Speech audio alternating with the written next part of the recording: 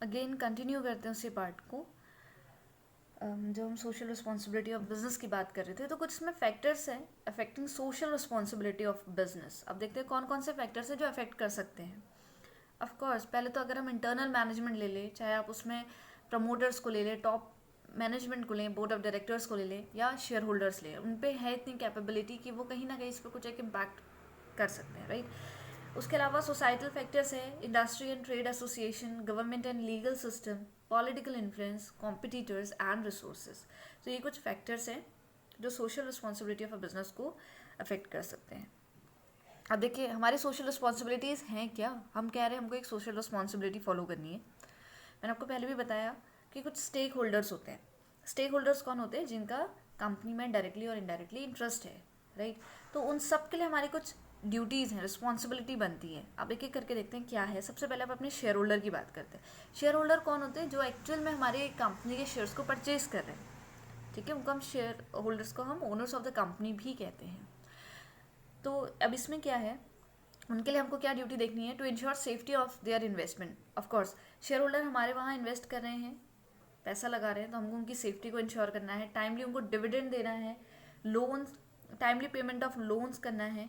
उसके अलावा हमको उनको इन्वेस्टमेंट से पहले पूरी एक एडिक्वेट इन्फॉर्मेशन प्रोवाइड करवानी है। गुड पब्लिक इमेज पे हमको फोकस करना है। साथ ही हमको ऐसे इन्वेस्टमेंट पे डिसीजन लेना है। अभी आप आगे पढ़ोगे कैपिटल बजटिंग वगैरह होता है, तो ऐसी टेक्निक्स हमको यूज़ करनी है कि हमारा जो इन्वेस्टमेंट है वो कहीं ना कहीं बहुत अच्छा रिटर्न दे, राइट। तभी जाके बेनिफिशियल होगा शेयर होल्डर के लिए। तो ये शेयर होल्डर्स के लिए हमारी इतनी रिस्पॉन्सिबिलिटी है। मूविंग अहेड, अब हमारे एम्प्लॉयज़ के लिए हमारी क्या रिस्पॉन्सिबिलिटीज़ है कि उनको फेयर वेज हम प्रोवाइड करें, एक अच्छा वर्किंग एनवायरनमेंट उनको प्रोवाइड करें, प्रॉपर ट्रेनिंग दे, एजुकेशन दे। साथ ही साथ उनको क्या करें, हम परफॉर्मेंस अप्रेजल अच्छा हो, करियर ग्रोथ अपॉर्चुनिटीज़ हो, विच इज़ वेरी इंपॉर्टेंट, ठीक है। उनके ओवरऑल डेवलपमेंट के लिए उनको कहीं ना कहीं हम जो डिसीजन मेकिंग है उसमें पार्टिसिपेट करवाएं। मैनेजमेंट में अगर हम डिसीजन ले रहे हैं तो अपने एम्प्लॉयज़ को भी हम उसमें कनेक्ट करें। उसके अलावा ग्रेवियंस हैंडलिंग प्रॉपर होनी चाहिए। जो भी उनकी शिकायतें हैं, एक प्रॉपर रिड्रेसल मशीनरी हमको ऑप्ट करनी चाहिए। रिटायरमेंट फैसिलिटीज़ कैसे प्रोवाइड करेंगे, ये सारी चीज़ें हमको ध्यान देनी है। कंज्यूमर के लिए हमारी क्या रिस्पॉन्सिबिलिटी है? To provide goods and services at a reasonable price, ठीक है। सही बात है, ज़्यादा प्राइस बहुत हाई नहीं रखना है, रीजनेबल जो उसको है एक ऑप्टिमल प्राइस हमको ऑप्ट करना है। क्वालिटी होनी चाहिए हमारे प्रोडक्ट्स की। हमको न्यू और इनोवेटिव प्रोडक्ट्स में ध्यान देना चाहिए by proper R&D। Research and development बहुत एक मेजर एस्पेक्ट है किसी भी इकोनॉमी का। जहाँ R&D बहुत स्ट्रॉन्ग है ना, तो ऑफकोर्स इकोनॉमी आपकी फ्लरिश करेगी ही। तो हमको कहीं ना कहीं उस पर भी कंट्रीब्यूट करना चाहिए। साथ ही हमको अपने कस्टमर्स को मिसलीड नहीं करना है, हमको गलत इन्फॉर्मेशन नहीं प्रोवाइड करनी है। और ज़्यादा बेटर होगा अगर हमको आफ्टर सेल सर्विस भी प्रोवाइड करें, क्योंकि सेल के साथ हम ऐसा नहीं माने कि हमारा जो रिलेशन है बस कंप्लीट हो चुका है, उसके बाद भी जो सर्विसेज हैं हम उनको प्रोवाइड करें। अब आता है टूवर्ड्स सोसाइटी। सोसाइटी के लिए हमारी क्या रिस्पॉन्सिबिलिटी है? सबसे पहले हमको एक इन्वायरमेंटल हार्मनी को मेंटेन करना है, डिग्रेडेशन ऑफ इन्वायरमेंट नहीं करना है। स्टैंडर्ड ऑफ लिविंग हमको रेस करना है। आप कैसे करोगे स्टैंडर्ड ऑफ लिविंग? आप एम्प्लॉयमेंट अपॉर्चुनिटी क्रिएट करोगे ना बिजनेस के थ्रू। एम्प्लॉयमेंट होगा तो पैसा उनको मिलेगा, तो पोवर्टी रेट कम हो जाएगा। पोवर्टी रेट कम हो गया तो उसके बाद वेरी ट्रू कि उनका जो अपलिफ्टमेंट है सोसाइटी में वो बढ़ेगा। To help in development of backward areas and promote से small scale industries. Backward area पे ज़्यादा फोकस करना है, और जो SSIs हैं उनका प्रमोशन भी देखना है हमको कि हम कैसे उन पर कंट्रीब्यूट करें। इकोनॉमिक डेवलपमेंट कैसा हो सोसाइटी का, जो भी हमारे कंट्री के नेचुरल रिसोर्सेज हैं हम उनको कंजर्व करते हुए चले, ऐसा नहीं उनका एक्सप्लॉयटेशन करें, ठीक है। उसके साथ साथ जो हमारी सोसाइटी ने पहले से कुछ norms and traditions laid down करे हैं, बना रखे हैं, हमको वो फॉलो करने हैं। To maintain a fairness and equity in recruitment and compensation of man power.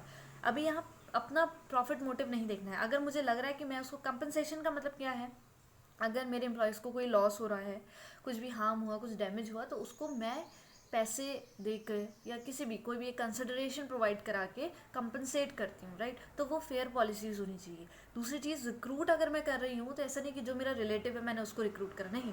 If a person is having that much potential तो मुझे उसी को रिक्रूट करना है, ठीक है। तो फेयरनेस मुझे यहाँ पर को शो करनी है। नेक्स्ट हमारी रिस्पॉन्सिबिलिटी है टुवर्ड्स आर कॉम्पिटिटर्स। कॉम्पिटिटर्स के साथ देखिए हमेशा हेल्दी कॉम्पिटिशन रखो। ठीक है। अनफेयर मीन्स नहीं यूज़ करो बिजनेस में सक्सीड करने के लिए। अपने कॉम्पिटिटर्स को कभी डिफ्लेम नहीं करते हैं, तभी उनका नेम नहीं लेते डायरेक्ट, या जो भी उनकी कमियां हैं वो एकदम पब्लिकली नहीं लाया जाता, ठीक है। उनको हार्म नहीं करना चाहिए। Do not copy competitors strategy, जो कॉम्पिटिटर की स्ट्रैटेजी है वो आप कॉपी मत करो, ठीक है।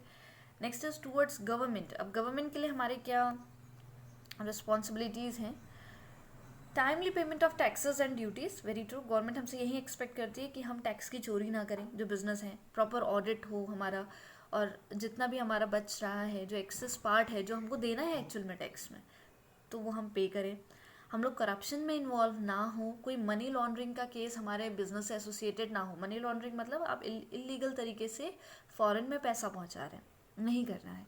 To follow the norms and guidelines laid down by the government, जो भी गवर्नमेंट ने नॉर्म्स गाइडलाइंस बनाई है वो आपको फॉलो करनी है।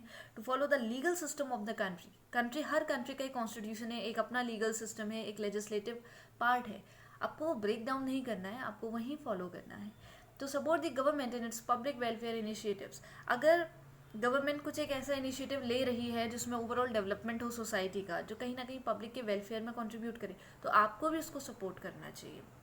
चल रहा है ना, आप देख रहे हो कोरोना वायरस की वजह से बहुत सारी क्या करी है कंपनीज ने कंट्रीब्यूट किया है, जो हमारे पीएम केयर्स फंड है इस पे किया है, बहुत सारी टेक्निक्स ले रखी हैं, बहुत सारे आप एनजीओज को देखो सामने आ रहे हैं, ठीक है। तो इस चीज़ में आप इनिशिएट करो, गवर्नमेंट अगर कुछ कर रही है तो आपको उसके साथ इनिशिएट करना है।